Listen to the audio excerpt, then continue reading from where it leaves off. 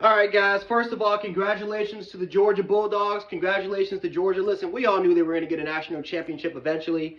Kirby Smart worked his ass off. This team has worked their ass off. I had Georgia winning the national championship during the regular season. Even though, for the most part, Alabama beat Georgia for the SEC championship. I did have Georgia winning this game. So congratulations to them. Congratulations to, again, Kirby Smart. Stetson Bennett played. Boy, Stetson Bennett made all the necessary plays. I'm not going to sit up here and say he played a great game, but he was good enough for them to win. And the question was that can you win with Stetson Bennett's arm? And I think that question was answered. They won with Stetson's arm. Lots of senior leadership. Lots of senior leadership. But yeah, guys, I'm not going to make any excuses as to why we lost this game. I'm just not going to do it. This is Georgia's time. This is their moment. And they finally got one. After 40 years, they finally got a national title. So congratulations to the Bulldogs. They're going to be around for a while. But I will say this. I am going to make a shit ton of videos on this.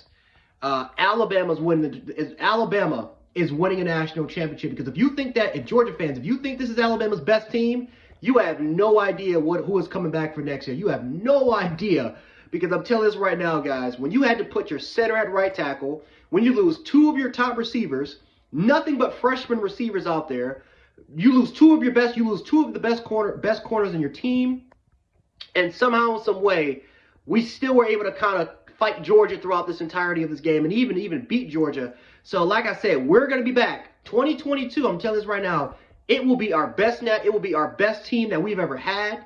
We will have our Heisman Trophy quarterback back. We'll have the receivers back. I don't know if Jameson's going to be gone. I think Mechie's both going to be gone, but it doesn't matter. We have Eli Ricks, Jamar Gibbs. I am super stoked and excited for 2022. But, yeah, guys, Georgia won this game. So now to kind of talk about this, we wasted a lot of opportunities. Alabama wasted a crap ton of opportunities. We had so many chances to put this game away that by the time we let them hang around. And that's something that Georgia fans have complained about for years. You can make an argument there were teams that were better than Alabama. But Georgia, for the most part, every Georgia fan will tell you this. They just kept letting Alabama hang around when they just couldn't they couldn't pull the trigger. And it allowed Alabama to get back in games and even win and steal the momentum.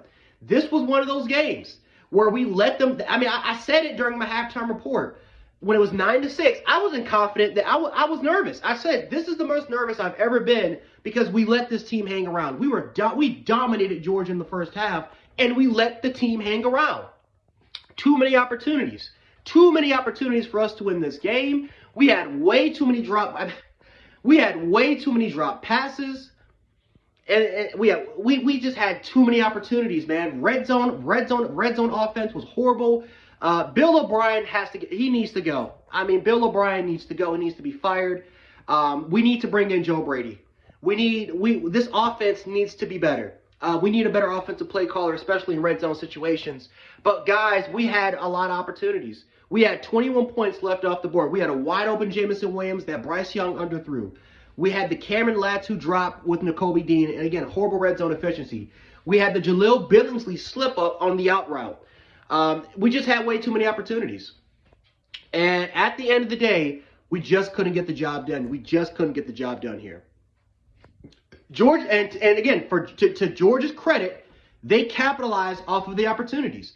People, this game was over. I called game when they were averaging 5-6 yards per carry in the second half. We went from stoning Georgia's running offense to then all of a sudden allowing them to get 5-6 yards per carry. Once the momentum switched over to that side, the game was done. The game was over. Because all of a sudden it set Stetson Bennett up to do what Stetson Bennett does. And again, when you give him time, he's going to make the necessary throws.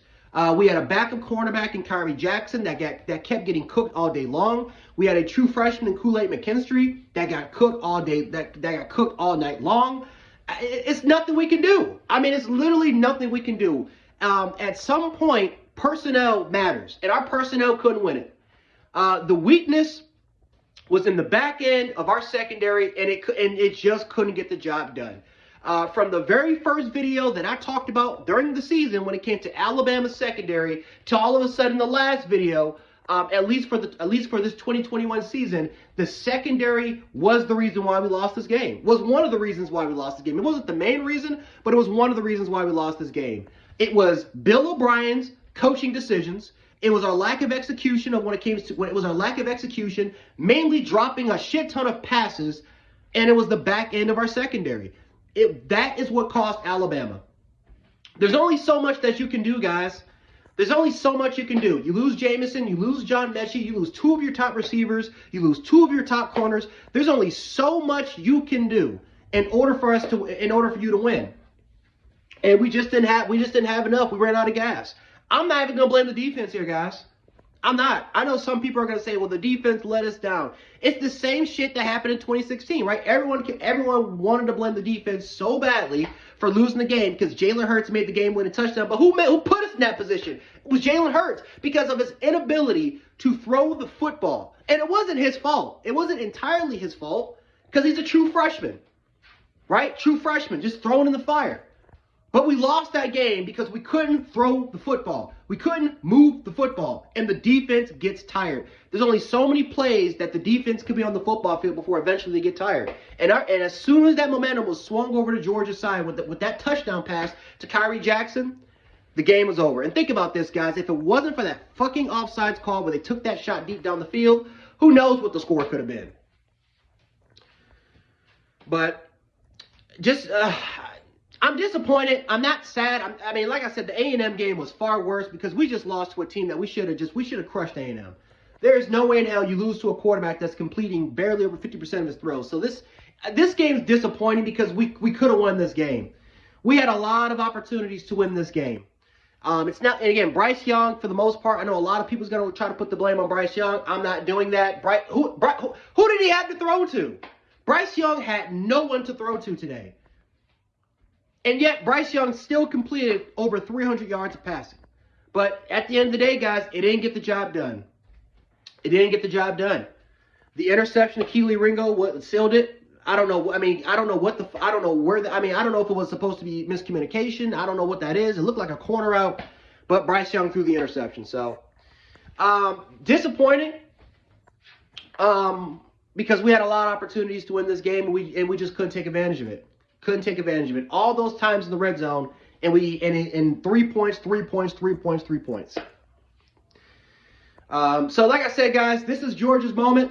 Let them enjoy it. They got their first national championship in 40 years. We all knew that they were going to get one eventually.